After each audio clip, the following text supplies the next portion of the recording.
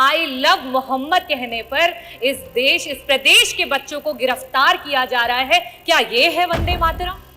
मैं कहना चाहूंगी अधिष्ठाता महोदय, आज जब प्रदेश का युवा नौकरी मांग रहा है तो उस पर डंडे बरसाए जा रहे हैं। क्या ये है वंदे मातरम? आज हर जिले के कोने कोने में कहीं ना कहीं हर रोज अखबारों में हम सुन रहे हैं कि किसी महिला को सताया जा रहा है या तो जलाया जा रहा है। क्या ये है वंदे मातरम? आज इस सरकार में जो दलित हैं उनकी मौतों का आंकड़ा छुपाया जा रहा है। गोंडा में संजय सोनकर को पुलिस के द्वारा मार मार कर पीट पीट कर उसकी हत्या कर दी गई। क्या ये है सरकार का वंदे मातरम? जब बाहुबलियों की बात आती है तो उनको संरक्षण, और जब एक पीडीए की बात आती है तो उसका भक्षण। क्या ये है वंदे मातरम? माओ ने गोली खाई थी, बेटे फंदों पर लटके थे। आजादी की डोली जो आज हम आजादी की डोली कुर्बानी के कंधों पर, बदन पर बंधी थी जंजीरें, दिल मगर आजाद था। रक्त के अंतिम कतरे में भी भारत जिंदाबाद था। भारत जिंदाबाद है और भारत जिंदाबाद रहेगा। যদি তোমার ডাক শুনে কেউ না আসে তুমি একলা চলো রে, একলা চলো, একলা চলো, একলা चलो, একলা चलो रे। 16वें अधिष्ठाता महोदय, आदरणीय अधिष्ठाता महोदय, मैं आपका आभार व्यक्त करना चाहूंगी कि आपने मुझे वंदे मातरम पे हो रही चर्चा में भाग लेने का अवसर दिया। 1875 में जिस समय देश गुलामी की जंजीरों से जकड़ा हुआ था, जिस समय देश में हर तरफ महामारी थी, जिस समय देश का किसान जो है वो भारी लगान दे रहा था, जिस समय देश का हर जवान ब्रिटिश हुकूमत की गुलामी कर रहा था, जिस समय देश की बहु बेटियों की आबरू हर रोज लूटी जा रही थी, उस समय बंगाल के कोने से आवाज आई वंदे मातरम। बंकिम चंद्र चटर्जी जी के द्वारा लिखा गया और रविंद्रनाथ टैगोर जी के द्वारा गाया हुआ ये गीत लड़ाई का, देश की स्वतंत्रता की लड़ाई का हथियार बना। इस देश की स्वतंत्रता की लड़ाई के लिए वंदे मातरम कहते हुए लोगों ने अपने प्राणों की आहुति दे दी।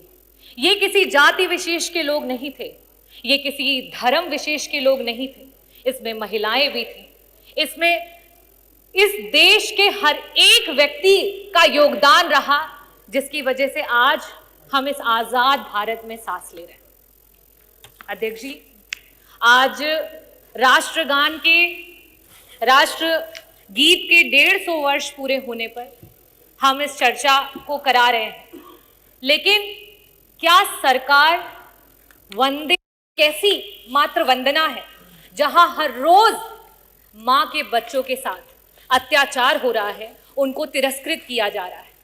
इस सरकार में हम आई लव जय श्री कृष्ण कह सकते हैं, हम आई लव वाहे गुरु कह सकते हैं, हम आई लव जीसस कह सकते हैं, लेकिन आई लव मोहम्मद कहने पर इस प्रदेश के बच्चों को गिरफ्तार किया जा रहा है। क्या ये है वंदे मातरम?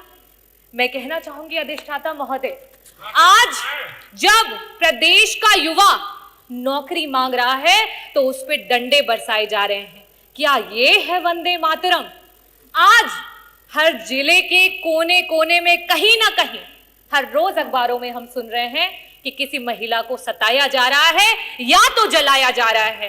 क्या ये है वंदे मातरम? आज इस सरकार में जो दलित हैं उनकी मौतों का आंकड़ा छुपाया जा रहा है। गोंडा में संजय सोनकर को पुलिस के द्वारा मार मार कर पीट पीट कर उसकी हत्या कर दी गई। क्या ये है सरकार का वंदे मातरम? जब बाहुबलियों की बात आती है तो उनको संरक्षण, और जब एक पीडीए की बात आती है तो उसका भक्षण। क्या ये है वंदे मातरम? जब हम बात करते हैं एक आम आदमी की तो वो महंगाई की मार में चलता चला जा रहा है। क्या ये है वंदे मातरम? आज माननीय मंत्री जी नहीं है, स्वास्थ्य मंत्री जी, पता नहीं क्यों वो नाराज हो जाते हैं जब भी स्वास्थ्य की बात होती है, लेकिन जब अभी कुछ दिन पहले इसी सदन के कैबिनेट मिनिस्टर, जब उनको हार्ट अटैक आया और सरकारी अस्पतालों के इस प्रदेश के उप मुख्यमंत्री, स्वास्थ्य मंत्री और कैबिनेट मंत्री दर दर की ठोकरें खा रहे थे और आपका जो विभाग है वो गिड़गिड़ा रहा था इलाज के लिए, और समाजवादियों के द्वारा बनाए गए मेदांता में जाकर के उनका इलाज हो पाया। आज स्वास्थ्य का ये हाल है उत्तर प्रदेश में। क्या ये है वंदे मातरम?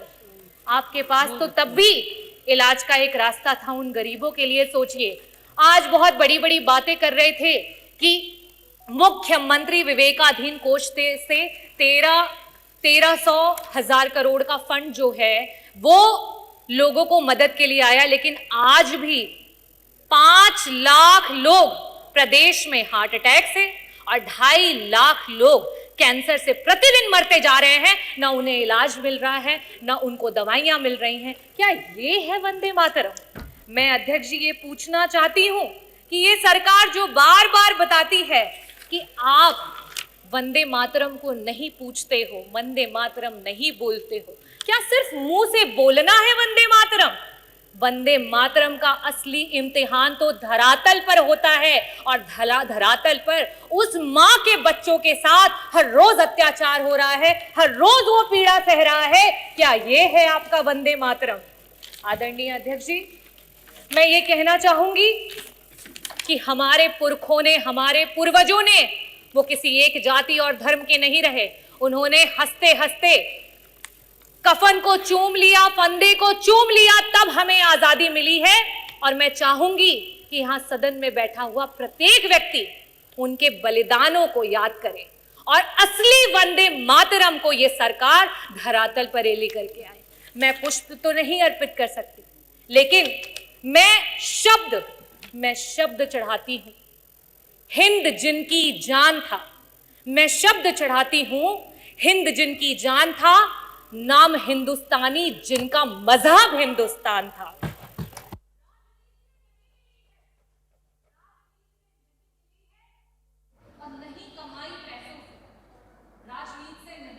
नहीं कमाई पैसों से, सौदा लहू के मोल हुआ था भगत सिंह के जैसों से। माओ ने गोली खाई थी। आप बात कर रहे हैं मां की, जिस आजाद भारत में हम हैं, माओ ने गोली खाई थी, बेटे फंदों पर लटके थे। आजादी की डोली जो आज हम आजादी की डोली कुर्बानी के कंधों पर, बदन पर बंधी थी जंजीरें, दिल मगर आजाद था। रक्त के अंतिम कतरे में भी भारत जिंदाबाद था। भारत जिंदाबाद है और भारत जिंदाबाद रहेगा, क्योंकि रविन्द्रनाथ टैगोर जी ने इस गीत को गाया, और उन्हीं के द्वारा गाया हुआ एक और गीत है, एकला चलो रे। आज प्रदेश की सरकार की जो नीतियां हैं, इस पीड़ित समाज को जिस तरीके से तिरस्कृत किया जा रहा है, आज पूरे प्रदेश की जनता इस बात से जो है हामी भरती हुई, इस बात को पूरा करने जा रही है कि एकला चलो रे। যদি তোমার ডাক শুনে কেউ না আসে, তুমি একলা চলো রে, একলা চলো, একলা চলো, একলা চলো, একলা চলো রে। এই ভারত আমাদের জান, আমাদের স্বাভিমান, और এই ভারতের জন্য আমরা আমার জানটা দিতে পারছি। बहुत बहुत धन्यवाद। भारत माता की जय।